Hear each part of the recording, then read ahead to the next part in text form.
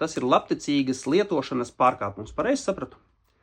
Jā. Un jūs tiešām domājat, ka jūs tiesā ar šito uzvarēsiet, ja? Nu, tā ir tā, ka jau vairāk tur par 10 īziņām, tur 20 vai 30. Nekur tas nav atrunāts. Nē, tas nav, nekur nav norunāts punkts, jo mums ir neierobežotas īziņas, mums ir tarifu plāns neierobežots. Nevienā vietā līgumā nav pateikts, cik ir limits minūtē vai stundā, un labticīgi nozīmē, ka mēs apzināti nesūtam īziņas, lai grautu jūsu kaut kādu serveri vai kaut ko tam līdzīgu, ka šīs īziņas bija bezsakarīgu ķeburu ķēde, nevis normāli pamatotas īziņas, tad ok, bet jūs zināt, jūs to nepierādīsiet, jo tās īziņas bija loģiskas, pamatotas, ja?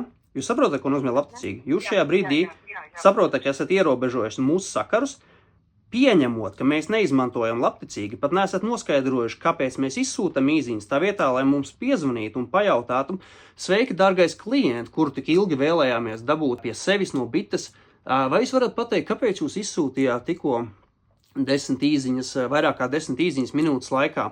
Un tad mēs ar jums parunājam kā ar cilvēkiem, bet nē, ko jūs darat? Jūs nobloķējat un tad esat gatavi iet tiesā ar nesen iegūtu klientu. Jā, nu, kā man tas liekas? Man liekas, ka jūs esat vienkārši, jā, kā jūs domājat, kāds ir jūsu viedoklis par jūsu kompāniju? Es jūs saprotu. Jā, jūs zināt, ka agrāk bija tāda lieta, kā jaunieši čato īziņās vispār. Nu, tā kā tagad tas notiek WhatsAppos un Snapchatos, bet agrāk cilvēki to darīja ar īziņām.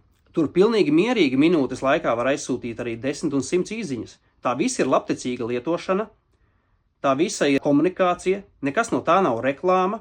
Ja? Tā ka vienkārši, ja jūsu pakalpojums nespēja nodrošināt to, ko jūs solat, tad nevajag solīt klientiem, ka jums ir zvani un īziņas neierobežot apmērā. Plus vēl ziniet, kas ir interesantākais?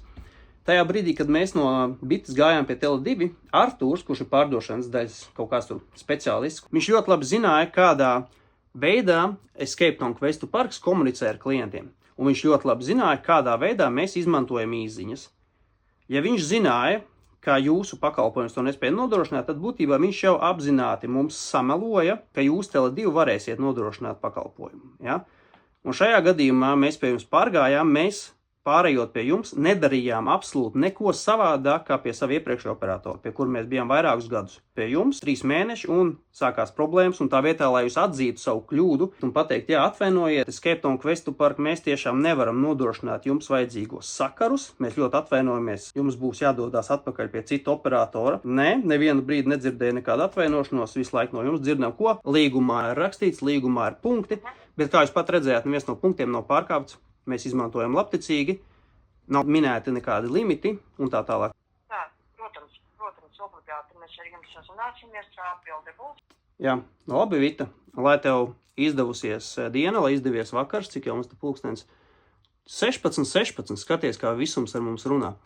Jā, labi, jau vakar.